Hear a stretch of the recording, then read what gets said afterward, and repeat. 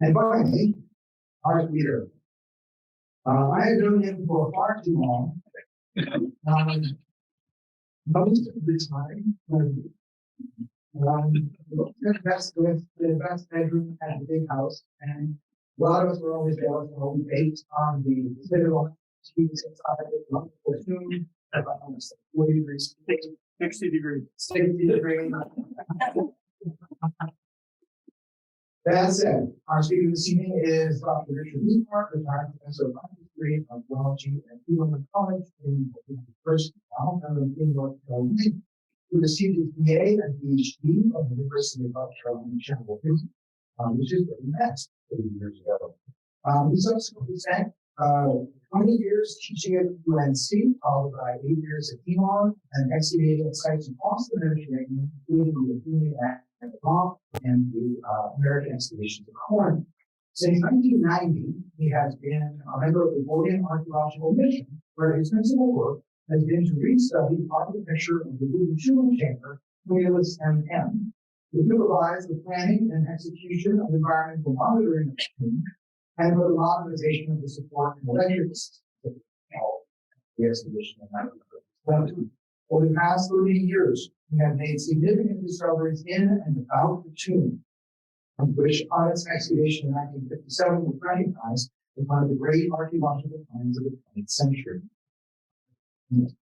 He's the world expert on the burial and tomb chamber.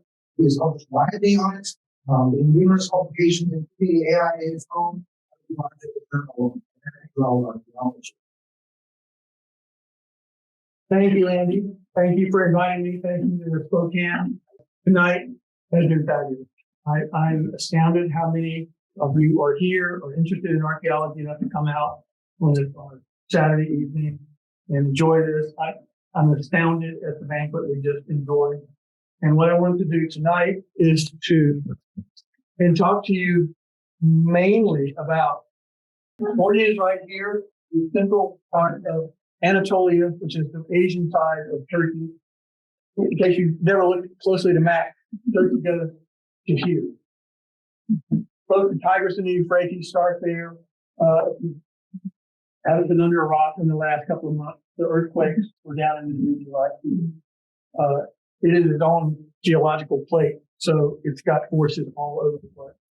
I'm not going to worry about that tonight, although there is the possibility that I have evidence of an earthquake in the tomb chamber. When I ask people if they've heard of the Phrygians, they go, I said, have you heard of King Midas? Oh, yes. Oh, he had the golden touch. That's the story that everybody has. Historically, it's a murkier issue. This is Greek stories, Greek and Roman stories. They picked up the story of Midas. They picked him up as a character. They associated folk tales with him, including the golden touch. And they got rid of it by washing his hands in the Pacos River, which he failed to cleanse. And it was his daughter, who you see here, that he touched upon, made him decide that was not such a good thing after all. But he was an historical figure. In the second half of the 8th century BC, one of the things we know about him, the Greek historian Herodotus in the 5th century BC, said that Midas was the first foreign king to dedicate anything at the sanctuary of Apollo at Delphi, which is the little red circle on the left in central Greece. It was a throne on which he made judgment, and it was well worth seeing. We've known Herodotus ever since Herodotus wrote that. His text has been available. What he was talking about, we had no idea until 1957. The Phrygians were literate. They were early users of the alphabet, basically we're still using today. It was derived from the Phoenicians. I think one person was trading with the Phoenicians. They said, what are you scribbling down? He said, this is writing. I'm writing down words. And he said, how do you do this? There the alphabet, Phoenician on the left, this is Greek, this is Phrygian. The reason I say one person did it is because the vowels that the Greeks used, the Phoenicians did not use. They were all consonants. So the Greek or a Phrygian said, we don't need all these consonants, we need some vowels. And so they changed it, and they're the same vowels. We're using the same vowels today. So this is not something done by committee. The problem with Phrygian writing is that we can't read all of it because they're not very long text. If they wrote anything about their history, they didn't inscribe it in stone like the Assyrians did. They wrote on pottery, stone occasionally. We don't have anything long enough. This is an easy one, N-A-N-A, nana, on the bottom of a ceramic cup. Probably somebody's personal cup. Maybe not. We know something about their religion. Their main deity was Matar, the mother goddess, Cybele to the Romans. She is typically shown in Phrygian art, two examples you see here, standing in the doorway of her temple, holding a bird. Birds were associated with her. And over here, a rock-cut monument, she's flanked by lions. This will come up again. We don't know as much about the Phrygians as we would like. It's basically based on the archaeology. The only texts we have, ancient texts that talk about the Phrygians, are people like sources like Greek Herodotus, the Greek stories about Midas. These are what the Phrygians look like. At least that's the way they depicted themselves. A little bit on the cartoon side. It's not necessarily great art. They took over in the early Iron Age. They arrived maybe from southeastern Europe, the Balkan Peninsula, around 1000 BC. We're not completely sure. They took over they came and filled up a vacuum that was created by the collapse of the Bronze Age Hittite civilization, Central Turkey. And they lasted until people who were stronger, like the Lydians or later the Persians, and then finally the Romans came and took over their land. Gordion was its capital. It's a very important site, obviously, for the Anatolian Iron Age. Here's the map of the area. You see the citadel now. There's an outer city. It was a fortified site. It had a wall around the lower city, and then it had a wall around the citadel itself. And all of these circles are tumuli. A tumulus is a mound of dirt over a barrier. It's very simple.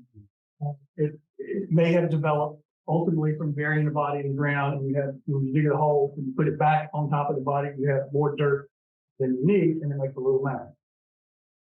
You extrapolate that, the larger the size of the tumuli indicate the size of the circle indicate the size of the tumuli. The larger ones are clearly more important. This is the early Phrygian period, the citadel that's been excavated. It was excavated in the 50s primarily by Rodney Young. And it may be the palace areas. These are large buildings called megaron, rectangular buildings. I don't want to worry about that too much. But there's a gate down here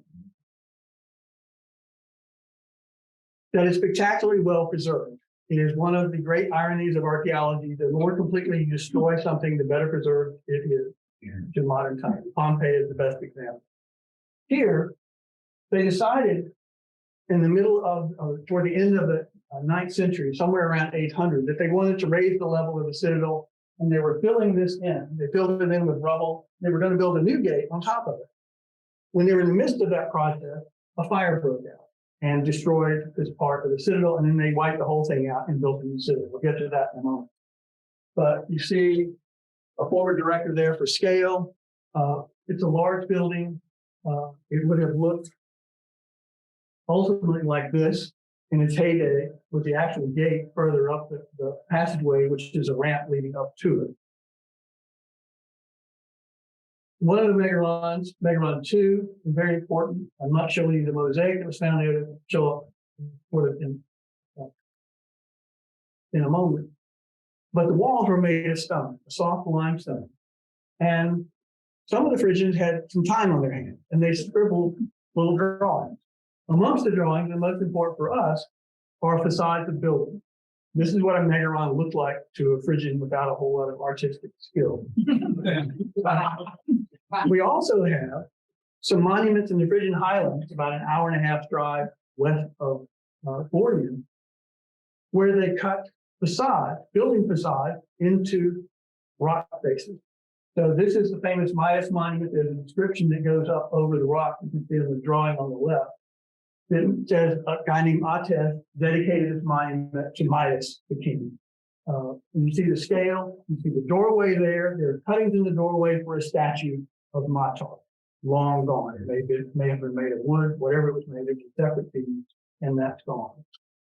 But it gives us an idea of what the citadel would have looked like, and it's restored by a Turkish friend and colleague, Banu Bedel.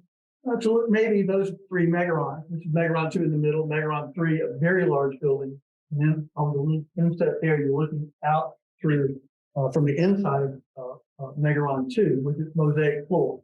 Each of the main rooms and most of the antechambers had a round hearth for an open fire. I don't think that's what caused the conflagration, but whatever it was, it probably started in this series of buildings over to the left of the main Megaron. Those were two basically industrial and high-end storage buildings and food-producing bakeries, weaving, things like that. Fire broke out there, it destroyed most of what you see. It's a terrible photograph, you have to trust me this. That is a mud brick wall that has melted in the fire from the heat. So if anybody who's ever done ceramics, you know what kind of heat we're talking about. Now, they rebuilt the citadel with a plan very similar to the one that they had just buried, with up to 5 meters of dirt or clay or whatever fill they were using, with a new gate building. And this is now the Middle Phrygian period, starting in 800. You see the dates up there. And this is the period we're going to be talking about. This is the period in which the famous Midas actually lived, in the second half of the 8th century. If you stand on the Citadel Mount in the east, this is what you see still today. All of those bumps are tumuli. Burial mounds, you can see there's quite a variety, like I showed you in the earlier slide, of the sizes of the mound. These are clearly for the elite. They're not all of the Phrygians who ever died. These are for very important people.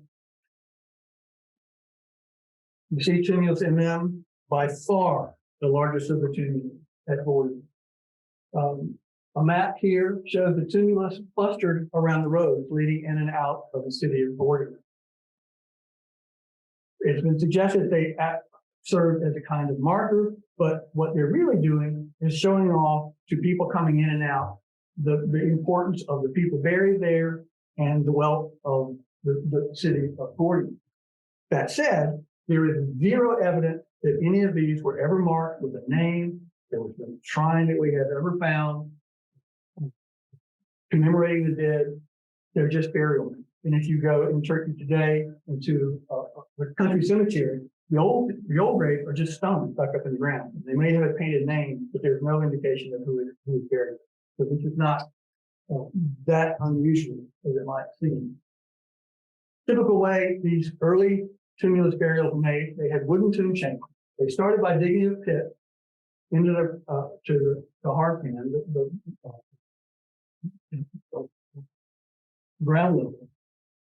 They built the tomb chamber, the wooden tomb chamber, down in the bottom of it. They filled it with rubble, rocks around it, and had the burial, put a flat roof. Every wooden chamber they had found so far through excavation, that's 46 now total tumuli have been excavated, had a flat roof except one, the one I'm talking about tonight. I was going to show you some images from this. It's a child burial tumulus P, one of the larger tumuli, but they're way too cute and they're way too distracting for what I have time I've got. Today, it looks like this. This is Tumulus MM. Standing on another tumulus across the road in the trees at the Gordion Museum. Tumulus P, which is the child burial that's over on the right. And on the lower slide, I'm standing on top of Tumulus P, looking at the tomb, because you see that the tumulus is built on the edge of a ridge. So if you walk to the north a bit, Tumulus MM looks really gigantic.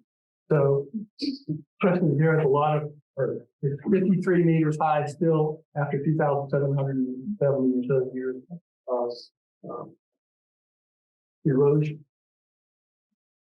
This is what it looked like when Gordion first came to Gordion in 1950 to start excavations. He dug some of the smaller tumuli. He wanted to dig the big one, but as he dug the smaller one, he found out that the tomb chambers were not typically in the center of the tumuli. And if he starts digging this big one, he's going to be digging around for the rest of his life trying to find the tomb chamber, which he may never find. So he bought a water-cooled drill to drill up the side of the tumuli, starting in 1955 and continued in 1956. to discover the rock path over the tomb chamber. So he had a general idea. It turned out, ironically, it was in the center of the tomb. In 1957, he started, or in the early spring, he started digging through, he started in an erosion channel. See the big scar coming down the channel, but he figured there was less dirt there. It was all washed away. So he was digging through from the outside an open trench. You see what it looks like today. It's been formalized and safer to walk to.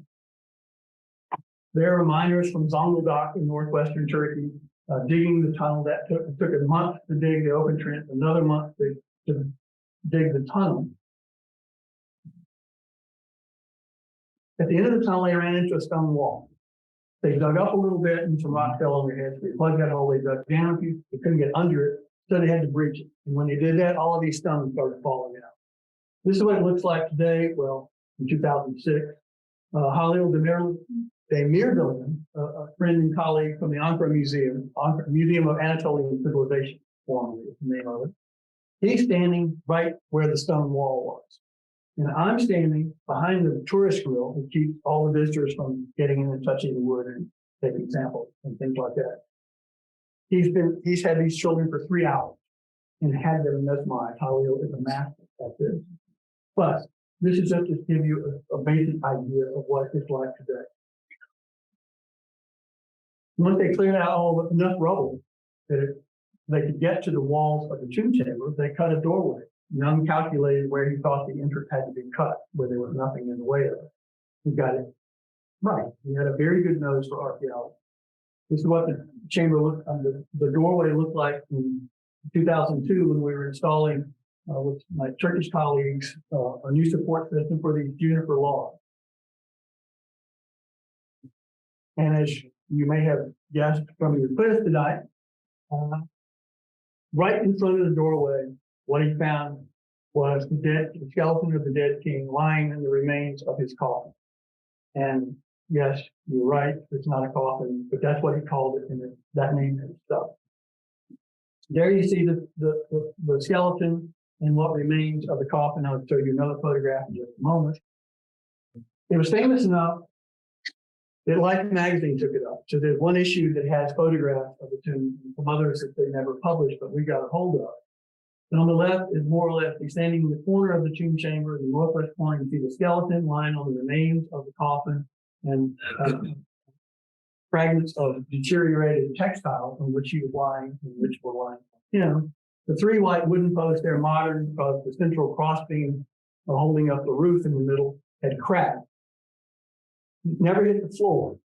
So the church, the prison engineers, such as they were, got it exactly right. And then you see some of the artifacts we'll talk about. And then Rodney Young sitting over by one of the big cauldrons that you'll see later. Stage photograph taking some notes about that time. Photographers do. This is the skull of the dead king. As you see, he's been aged between 61 and 65 years old, 1.59 m, that is 2.5 inches tall. And among the interesting things about it, if you look at his forehead, just above it, it's been flattened. This is done as some cultures have done. It happens anymore. His skull was flattened intentionally. There was a forensic reconstruction was done some years ago. This is the result of that. 61, 65, that's a pretty good old age. There is a question of who you are.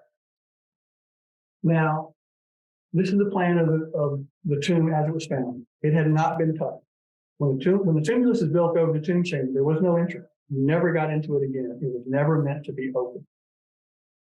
This one is the largest. It's the largest tumulus by far. It's the largest tomb chamber by far. It is one of the few that had been untouched by looting. We have always said that it's clearly a banquet involved here. All of these things, most all of the goods have to do with a banquet. But there is still an archaeological aspect to our understanding of that banquet, the one we just enjoyed tonight. And what I want to do now is to go clockwise, starting with the coffin, around the room till we get back to the west wall and show you what was found and something about how it relates to that. This is what it looks like today. All the material from inside is now either in the Ankara Museum or in the one small display in the Gordion Museum across the road from the Tumulus. You will see me, but I continue wearing this tomb outfit because I spent one day taking lots of photographs, and I needed scale, and I usually used to work in there by myself. So you're looking out through the doorway that was cut. I had this bridge made because of the rotted floor. That's because when there are organic materials that hit the floor over the 2,700 plus years, it caused the bacterium to do more damage than the fungus, the soft rock fungus that did most of the structural damage to the wood of the tomb chamber. But that had all stopped. But there is this rather rotted area. I'm standing on some of it where I am here. On the outside, you see all the poles. These are the steel poles we put in to replace the system that was set up when they did the concrete shell. You see some of the supports on the side that covered the roof of the tomb in 1961, and it has worked pretty well so far. The photograph below is what tourists do. They can look into the tomb chamber door entrance, and they can look down the north side on the left and the west side on the right. And that's it. Unless you are on the permit and with an archaeological team that comes officially to visit Gordion, you can't get past that group. I can't give you permission if you come, so I can ask if I can take you in, but they might say no.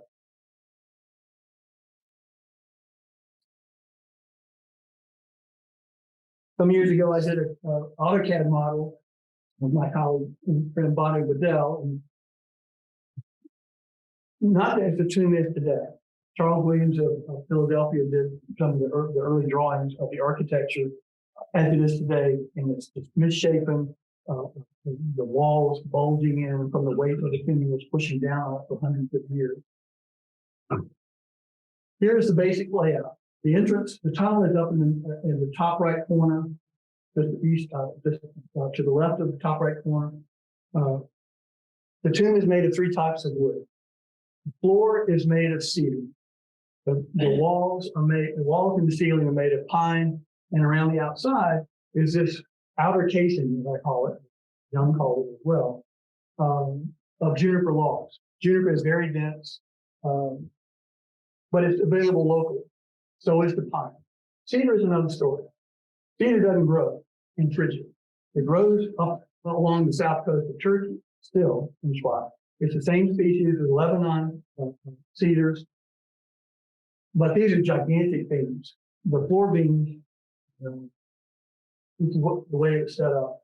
Instead of digging a pit and putting the tomb chamber in the bottom of it, they dug a gigantic pit over 2 meters deep, filled it with rubble, put some big boulders in, then some limestone blocks on top of the boulders, and then put 2 pairs of juniper logs on either end of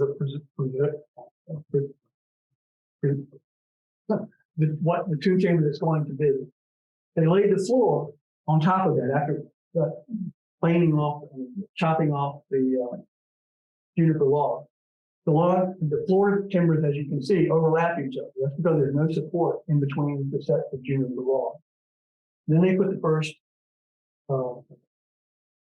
wall beam on and started going up piece by piece.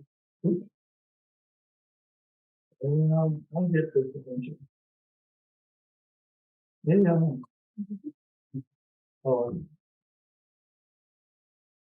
They went up level by level, and until they got basically the tops, just above the tops of the wall, about this level.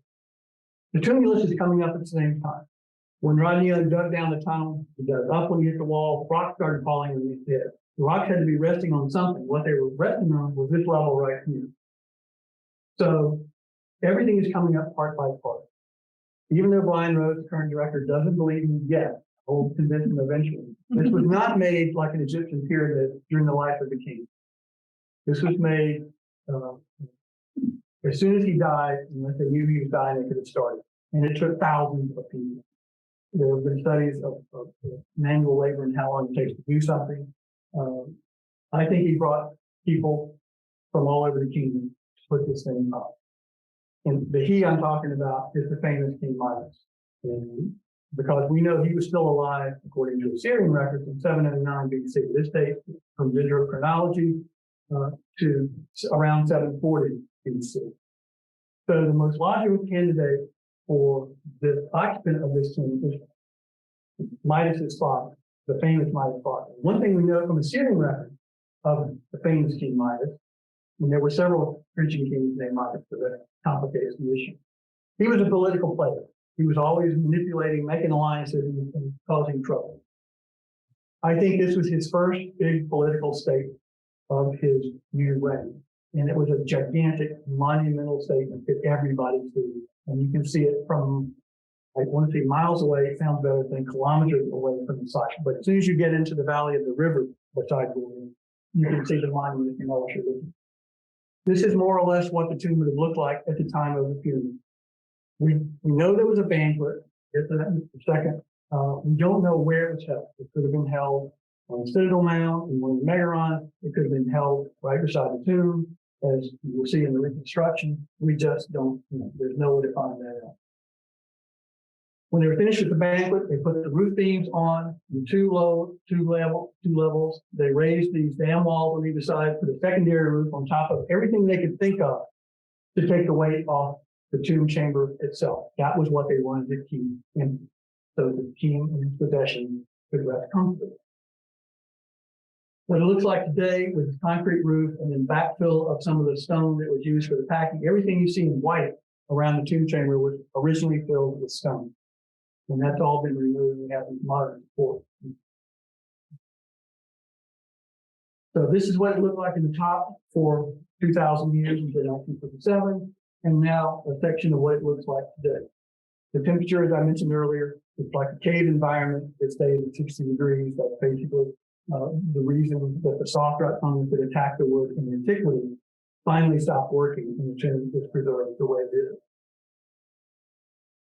Finally, to the subject of my talk, and that is the archaeological evidence for the banquet we just enjoyed. This is a painting that was done some years ago. You can tell the guy also did work for National Geographic, so this was never published in National Geographic. Greg Harlan, with the help of Elizabeth Simpson, who studied the furniture from MM, from the other tumulus excavation, and from the Citadel Mound as well. This shows you the king lying in the coffin, lying in state. Here outside, all the prisoners are standing around. There's a three-legged table in the front with some of the bowls on top of it. We're going to see all of this before. There are two serving stands of inlaid wood, large cauldrons. This is the information we're going to be looking at. But I want to start with the coffin. This is a side view. And when I have these little inserts of the plan where the arrow is pointing, where you're standing on the arrow looking in the direction the arrow is pointing. And it's hard to see the head of the king. The skeleton is still there. But Rodney Young was having to use flash bulbs. And the flash bulb was held, it was mounted on the camera just to the right of the camera, so it flattens the light out. It's very hard to see the detail. But you can see there are these large blocks of pine, well preserved. There are 4 of those. Elizabeth Simpson noticed that the way it was designed is up here in the top picture. This is the way the king would have been lying in state, with those blocks around the curved bottom of this cedar coffin. The way they made it was take a gigantic cedar log, split it in half, and then carve these cut out wings that stick out on either end, and then this bathtub-like basin in which they lowered the body on the textile. When it was found in the tomb, the blocks were in the corner. They should have been about half a meter or a little more toward the center of the coffin. Clearly, it was designed to be set up somewhere else. So that was at the banquet. Plus, you've got all the other things. What I find very interesting about the way this coffin was made, they took it out of one piece of wood. It's called a coffin again, as Rodney called it that. What you're looking at down here is a typical design of a Phrygian plate. This is a miniature, this big, from that Tumulus P, the child period. It was like a toy plate to play with when you were a kid. And if you can see right here, this was cut out of a single piece of wood. It was a thick piece of wood, and they cut it like this to make the handles and the bowl. What that coffin is a serving plate. This is like you just served him up and you grab it. If you're big enough, you can grab it with two hands and carry it around and set it down with you. It's exactly the same design as this plate. Last year at Gordion, when I got there, they wanted me to design and supervise building some new shelves in the depot at the museum. So I go in and there's this gigantic box sitting there. And I'm like, what is this? So we looked it up, we figured out what it was. They had at the Ankara Museum, where most of the Gordion material is from the early excavation. They had renovated the building to put in an HVAC system. So they had to use some of the storage space. So they had to take some of it out and put them somewhere else. So they brought some of the Gordion stuff here. So here I was just taking the lid off. This is the Ibrahim Bolat, the chief guard at the Gordion Museum. What we found inside the box was a piece of the coffin. I had seen it once in my life for about 30 seconds. Elizabeth Simpson showed it to me once, and I was in office, and she was there working on the furniture. And what this piece is, this is Brian Rose, the new director, Brady Cordovari. You'll see him again in a few minutes. This is one of these pieces. This is one of the handles of this gigantic platter that held the king. I was thrilled. That was the first time I'd been able to get close to it. We had to move it. We had to do some conservation on it. But one of the answers to one of the questions tonight, very clever quiz. We'll get there in a second. Here's looking down on the handle part. This cutout, there's another cutout. We have that piece, so it's still there.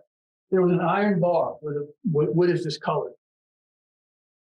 There are not many examples of iron and wood in contact in a closed environment for 2,700 years. There are many factors about this tomb and its deposit that specialists in fungi and things of that nature dealing with wood have never seen before. I don't have time to go into all of that. Because of the nature of wood, they put an iron strap across the end of it so it wouldn't split as easily. This is that iron splex piece as we have it today. And those little circles you see are the remains of what Gareth Derbyshire, who's publishing the iron, called a bolt. We would call it something like a bolt that was holding the iron in place. Here you see that rim is the actual iron that's left. What happened over the time is iron molecules have spread out into the wood and made it sort of transferred some of the cellular structure of the wood and replaced it with iron. It made a kind of pseudo. So that's what this is too, is this pseudomorph around thing, and the wood itself that was around that has eroded away. But lying in the little crevices on parts of it you see on the left were pieces of fabric. This is the fabric that is one of the theories of why they talked about the Midas touch. This is the textile. You see, it's not the thread. The threads have long since rotted away. But the material called goethite, like iron oxide hydroxide, I gave you the formula for those scientifically and fine. It's not a dye. It's a coating that covers the fabric. And it has several properties. It doesn't fade in the sun. It repels biological bacteria. So it doesn't stink if you sweat into it very much. So it stays bright yellow like this. Now, if you're wearing this garment, it's going to be like a guy in a road crew wearing a fluorescent vest. This is a dynamic color, as you can see. Archaeologists, being what we are, somebody immediately after the conservative cricket, you'll see in just a second, she had to lift all these things very carefully and store them because otherwise terrible things could happen. They decided to do an experiment and try to make some of this. And there have been studies of this. So they had a formula. They have to heat the water. This is sort of the result of it. And it worked out fairly convincing. There's the piece that we were just looking as it was found in 1957. So you see bits of the textile on which the king was lying that are sort of rolled up near this so-called handle.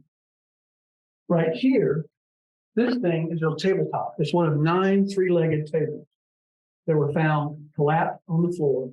The other ones held bowls from the banquets. What we've got here is what was on it was either a bag or a cloth that was folded up, filled with fibula. Now, if you don't know what a fibula is, I'm here to explain it. It's an ancient safety, basically. It's a spring pin on a bow, and it was used to hold clothes together. Here's a relief from, not in Phrygia, but from a neighboring kingdom with a king named Bartholomew. Great name for your kids, grandkids, whatever age you are. And he's wearing a Phrygian style fibula, wearing probably Phrygian style fabric. We have remains of textiles with geometric patterns on them from the excavations at Gordion, not only from the tomb, but from the citadel mound as well, from the context of that fire that I was talking about. And you can see what it's doing. It's holding this cloak he's wearing together up here. Now, I could never figure out why they used a crappy little bag for the king's fibula collection. And I give food tours every summer to people at you people at the staff and church, whoever comes by. So I'll have to give this spiel every time. And I kept wondering, why would they have this really plain bag, for a funeral and bring it out? And then I finally realized the only logical solution, in archaeology, that's what we're left with, logical solution. At the funeral banquet, the people who were there took off their fibula and put it on the coffin as a sign of respect. Because now they have to walk around like this to hold their clothes together. So now they're going to be uncomfortable for the rest of the time. And when it's time to take the coffin / platter to the tomb, they didn't want these things dropping off. So they gathered up all they could. 145 were in the bag. 37 were still scattered around the body on the coffin still. I have no way to prove it, except it is completely logical and sort of makes sense. Now, in the northeast corner, the coffin is just off to the left. You can see the table. The fibulae have been picked up in this photograph. There's a mass of organic material. And it turns out, after studying it, there remains of a wooden chair, tool stool, and textile. Not much else to show. It had something to do, presumably, with the banquet, and they brought them there and stacked them up in that corner. On the east wall, leaning against the wall, were these 2 serving stands. We show this is for serving the wine, it seems, and maybe the food as well. They're inlaid. They're better seen in a drawing.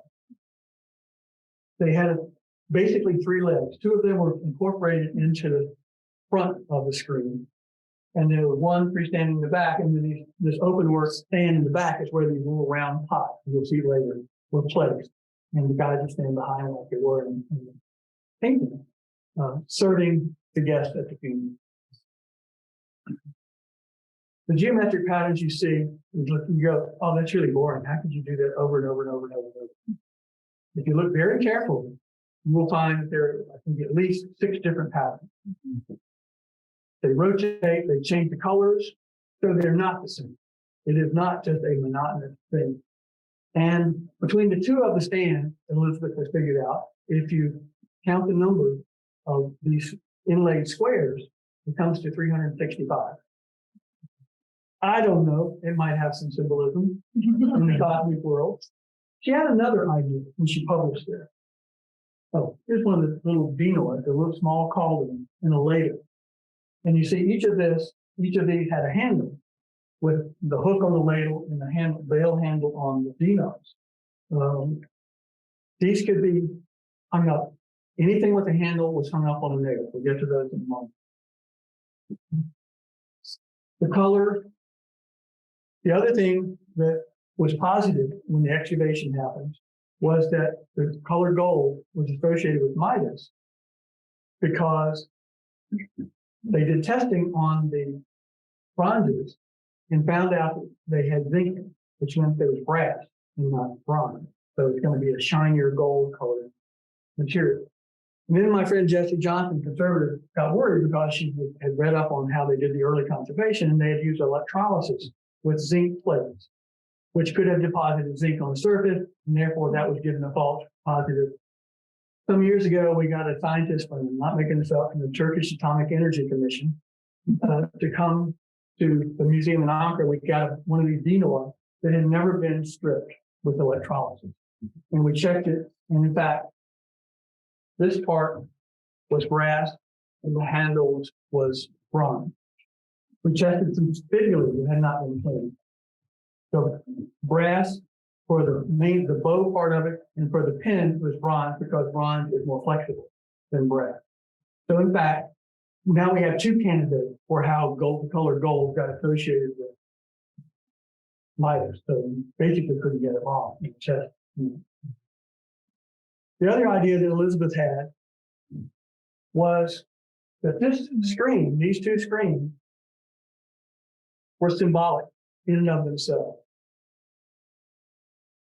These pieces end in, like many pieces of early furniture, in this case, stylized lion paw, right? And in between, you have sort of a skirt-like design, and then a circle, and then a little thing that goes up. And she said, what they're showing is Matar standing in a doorway of a temple. And I said to myself, and I told her the story. Yeah, I thought she'd lost her mind. But then the more I looked at it, the more I realized she's right. And what she never did to prove it, as far as I know, was to take the Midas monument and go to Photoshop and cut off the pediment and stick it on top of one of these stands. And now it's completely, absolutely clear. This is the building facade of a temple with Matar standing in the doorway, just as she was in the Midas monument and the other monuments I showed you earlier.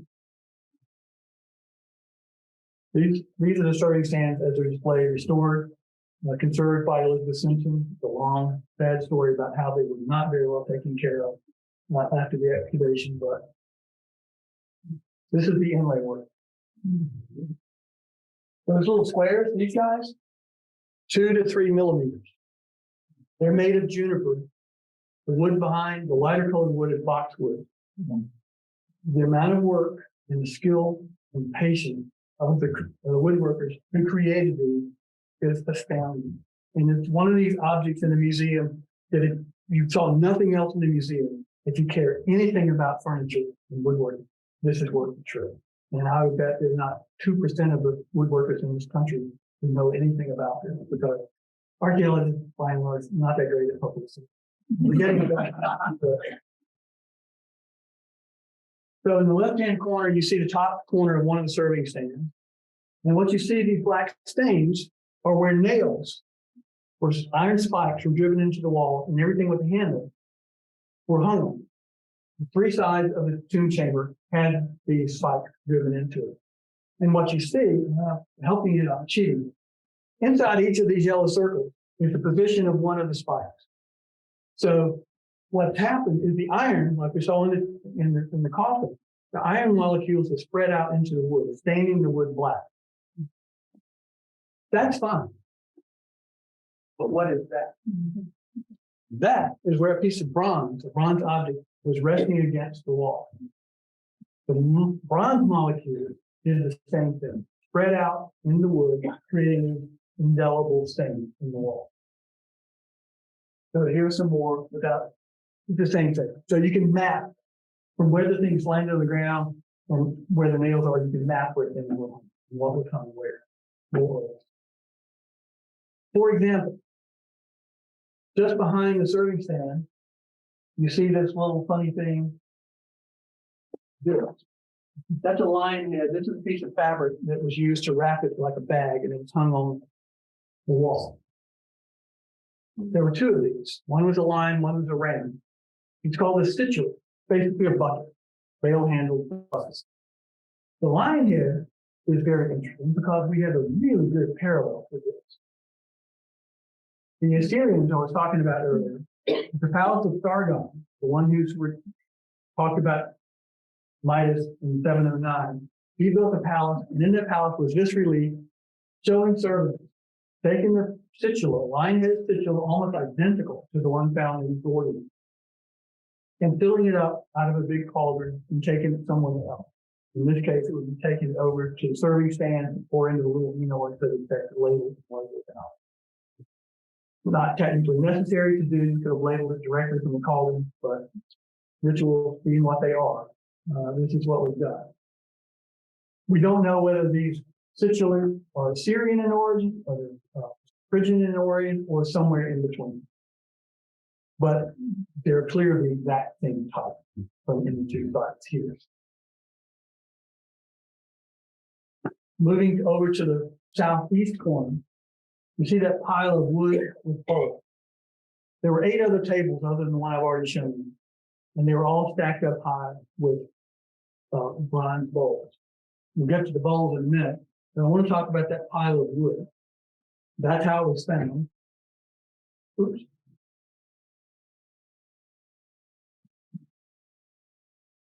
I'm going to get this down eventually. This is how it's been restored. Using plexiglass as braces, and for the tabletop, only some fragments of the top remain. Down below, they had black and white photograph, but you can see the inlay work done on these as well. Now, what I've not said anything about is actual gold from this thing. There is no gold. There was no gold. Okay, we were cleaning the roof, and I found a gold wedding ring from 1950. So that doesn't really count. Elizabeth has some evidence to suggest that on the corners of this, there had once been a gold piece. And she posits that it was either stolen during the placement in the tomb, or it had been stolen sometime and it's been around for a long time. There are several replicas of this. You can Google Gordion furniture online and see some of the effort. But again, there's a whole lot of work to create one of these. All the tables were 3-legged. The reason for this, and I say this as an aside, there are many asides in the project. The floor of the tomb was not flat. The floor of the tomb was curved. Highest in the middle, drop down to the side on all 4 sides. Easy to recognize as soon as you walk across the floor, you go, oh, I'm going uphill, I'm going down. The tables would stand on this with 4 legs, it would be wobbly. So 3-legged tables, you also put it on a dirt floor. So that's the way you build the furniture. Why it was cut in a curve, I don't know. There are other examples of worrying about water infiltrating the tomb chamber. This is one that shoot the water off the sides. I don't know what that would help. There are gutters on the double pitched roof. The double pitched tomb is designed just like a megara, basically. And yeah, I can go over this. These are the types of wood that we use, all local wood except again for the cedar in the furniture and for the construction of the tomb chamber itself. The cedar had to come from somewhere else. And there has to be some sort of exchange, diplomatic exchange between kings. They did this all the time in antiquity. This is sort of a large scale example of that. The little gold object or a nice little tchotchke, big cedar log. So back to that same scene as was excavated, all the bowls. The numbers are down here. There were basically 98 umpulus bowls. That's these things with knobs in them, and 2 that had no knobs, plain bowls. These could be fairly large, they could be fairly small. And then there was 17, 18 bowls that had handles, either loose ring handles like this one here, or fixed handles. So it looked like we had 100 guests of a slightly lower status at the funeral, and 18 or so serious muckety monks who had the big handle, very heavy bowl. This one was one of 3 that had wax impressed into the rim, and somebody scratched something. This one said, "Sit to those I call." Is that 1 word, 2 words, his name? Who knows? Time is up to finish this up. I'm almost done. On the south wall were three large columns, two of them in tripod stand, the one on the right with 4 legs on the stand. They were decorated top, one with bull heads, another with sirens, that is female winged demon figures, and then the one on the left, and the woman standing behind it, to give you some sense of scale, with 2 female sirens and 2 bearded male demons. These are the pots that held the honey mead wine drink that we just enjoyed, the original version of it. And these are the things they would have used essentially to take out and pour it into the serving vessel. Inside these, when they excavated in 1957, they found a series of 18 pots, as you see here. There are 2 different types, one a little D-knock, like the serving bowl I showed you, another little 2-handled emperor. It was in these ceramic pots that the remains of the food was found from the bandit. And that's what Pat McGovern used for testing. What that also means is that the cauldrons were empty when they put the pot in. They had drunk all of the alcohol. I guess that's a sign of when the funeral occurred. There's Patrick McGovern pouring some of his, the late, not so lamented Midas touch brew. Oh, and for any scientific people, those are the machines that Pat McGovern used to do analysis. I have no idea if he even had to pronounce them, much less how to. But I thought you might like to see. On the west wall, 2 sets of objects. These large bronze, big honking, what known as trefoil mouth jugs. You can see the mouths have 3 little lobes. And then these things, bronze and leather, straps with circle, all about and decorated with little bronze bosses that were described as bells. Amazing. The wall above them, you can see the stains in the wood once again. These, the wood was eaten away. There was some organic material. That was leather from the so-called belt. There's where the actual nails were. So you've got the pots hung up above and the belts down below. Now,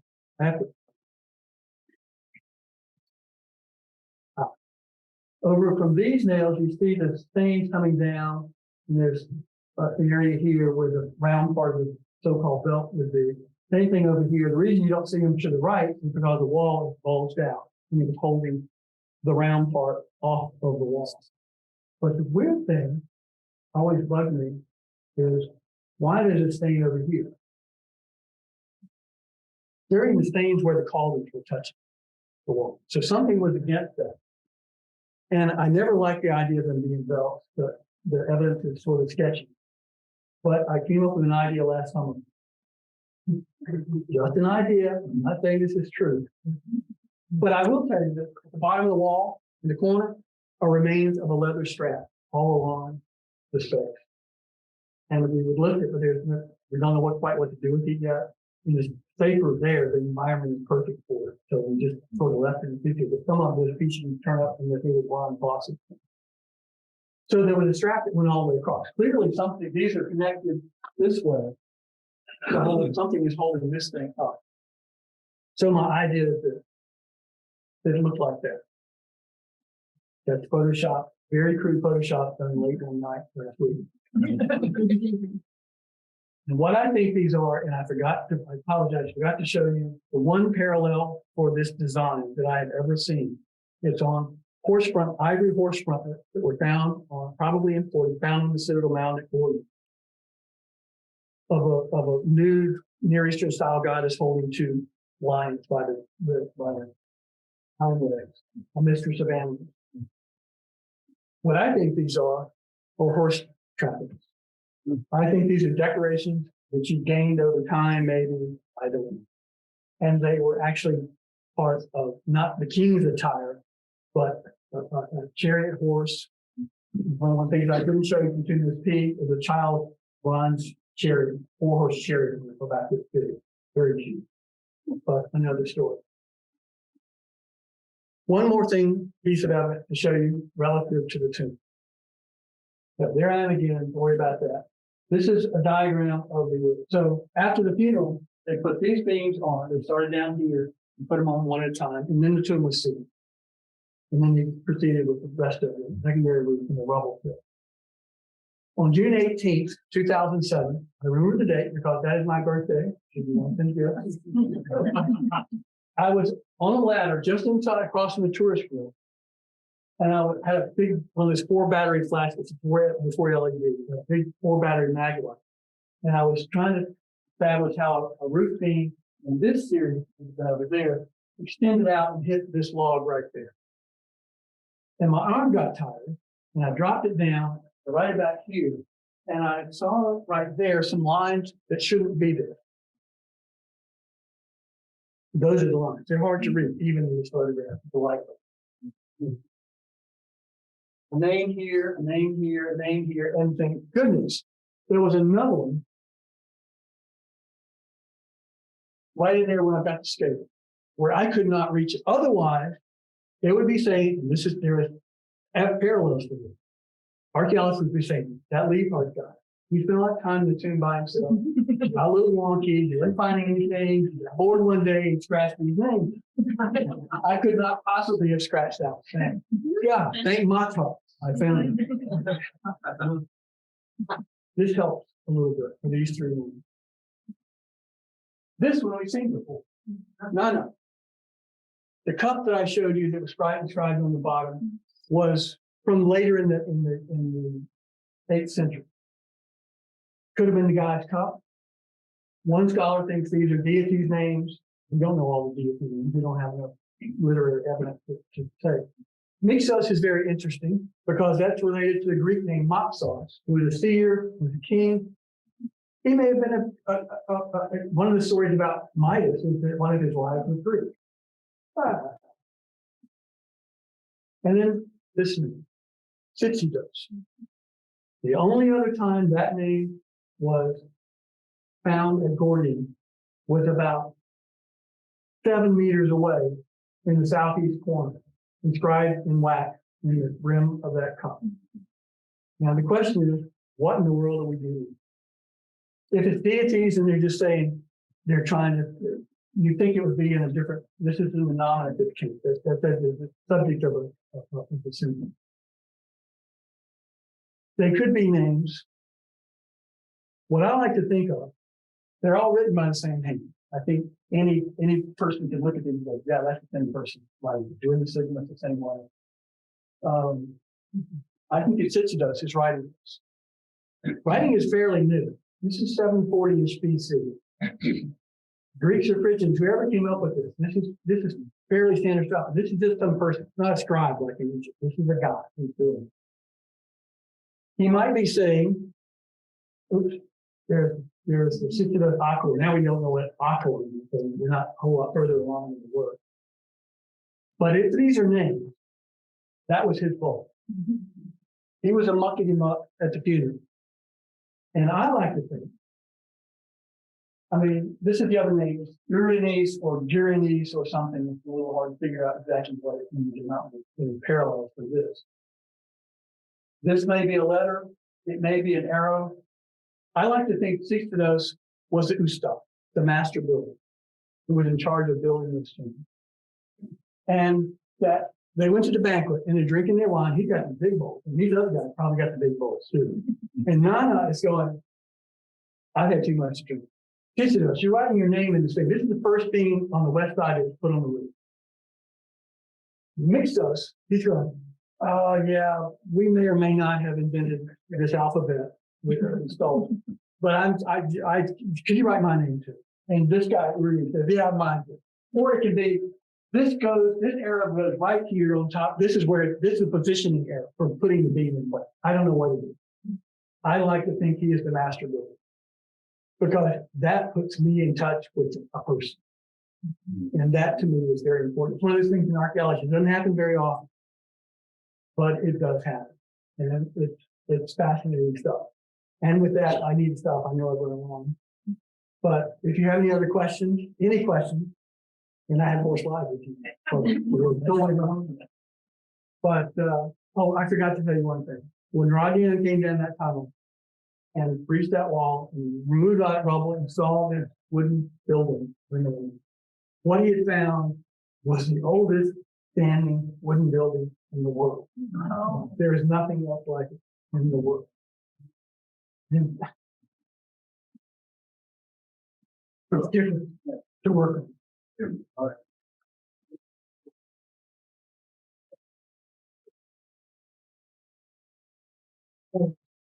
Any questions you have that's not related to the Phrygian mode, I'm perfectly willing to try to answer or make up something. That is not the Phrygian mode. Did they believe in an afterlife? Did they make the king live on? We have no idea. The child grave, they put toys, they put little wooden animals that could have been toys, they could have been game pieces. They banqueting to one level or another in the larger tumuli seems to be associated with the funeral. Whether the king, I mean, it's hard to explain why they put all this in the tomb unless it was somehow defiled or honored. But we have no idea. We just don't have enough information. We know a lot about the Phrygians. There's a lot more that we don't. So there's no way to prove it. You can postulate it. It could be like Egypt. We know plenty about Egyptian burial customs. Yes, they put the things in to use them in the afterlife. Other cultures did the same thing. The Mesopotamia, that was the custom. They were supposed to be able to use, actually, they're supposed to be able to trade them in the afterlife to get a better afterlife. Trade it all. Yeah. The Apollos bowls goes with the knobs in the center. Do they have the knobs have decorations? They can. Some of them are rather plain. Some of them are very highly decorative floral patterns and things like that. And what you can't see until you pick one up. And until recently, you could go to a Turkish hammam in Turkey. And this is the kind of bowl. This is the hammam bowl today. Yeah. Because when you hold it, if it's the right side, your thumb goes over the rim and your middle finger goes into that ampola. It's very easy. Ampola simply means belly button, by the way. That's all. Belly button. Oh. That's what ampola is. There's an ampola stone at Delta. It's sort of a great big powder. Pretty blunt. But again, the right side, they're very easy to use. You can have it, hold it with one hand. Yeah. Zooming out a little bit from the burial specifically, I'm curious as to, when you look at the name King Midas in, Britannica or Wikipedia or what have you, it'll be like, yeah, there was a legendary King Midas, everything touched through the gold. But also there was the King Midas in the 8th century BCE, the King Midas in the 6th century BCE. BCE. I'm wondering how do you, as an archaeologist, how exactly, when you're supposed to be looking at, hard concrete evidence during the lives, can you tell me a little bit about the process of literally separating the man from the woman? But in archaeology, we're always looking for hard concrete evidence. It doesn't mean we always find it. It's generally the other way around. You have to use logic and the evidence that you've got, and the evidence is related to whatever issue it was.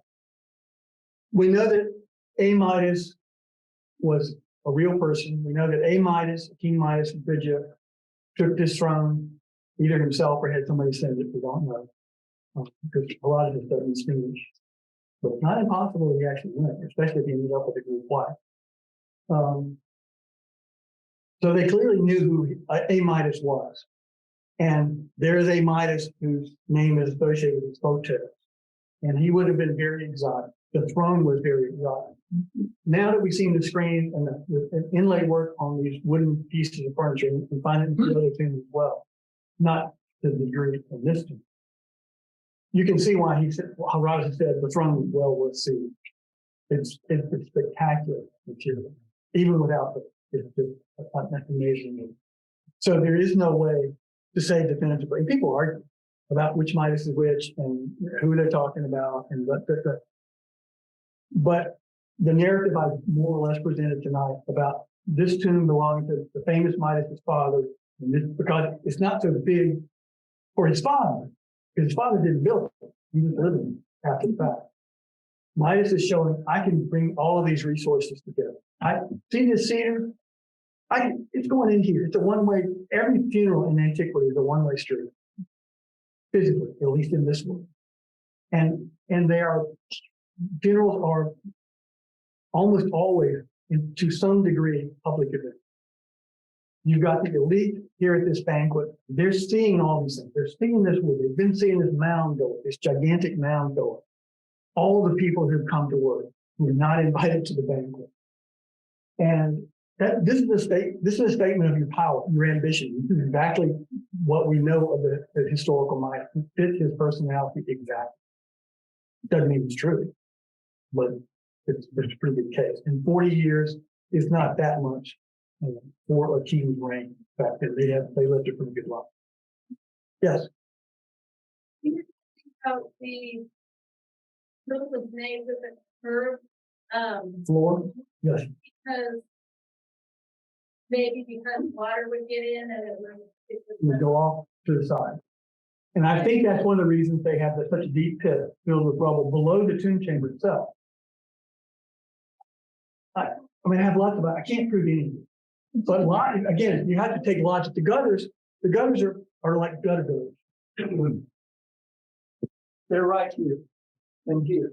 And from here down, out to the juniper logs of the outer casing, they formed a clay and wood debris ramp over the rubble.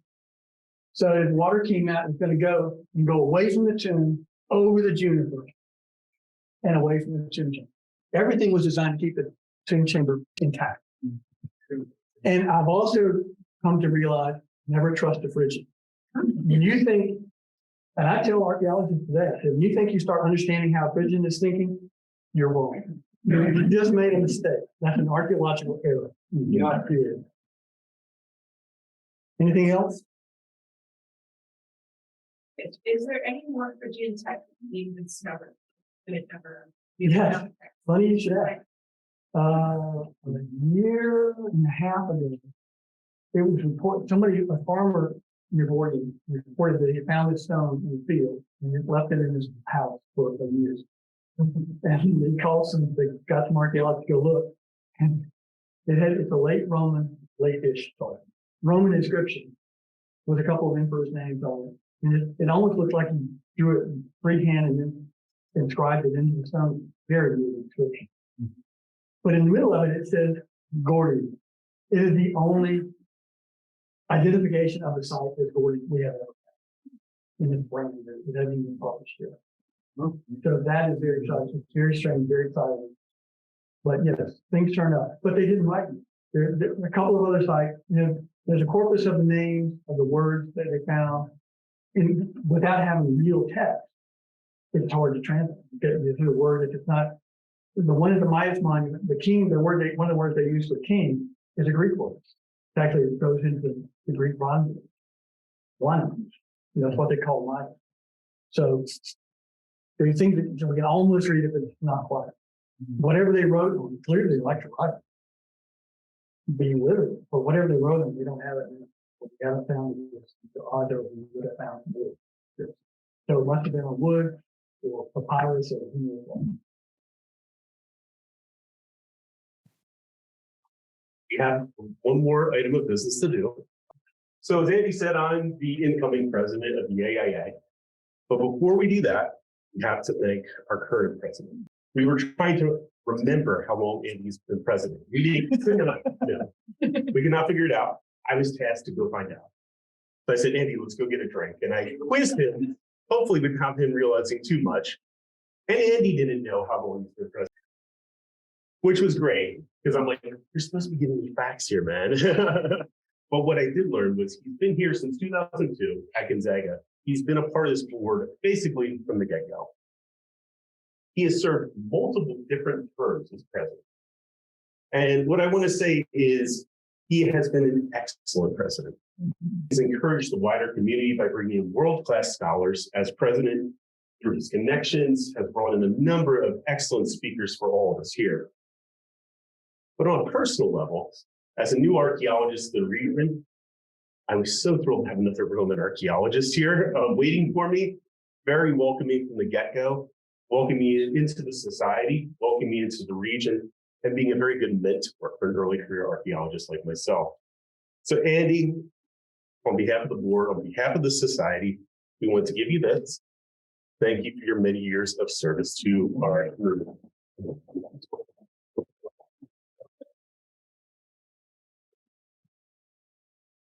Now I will give the raffle, one last raffle for you to do. All right.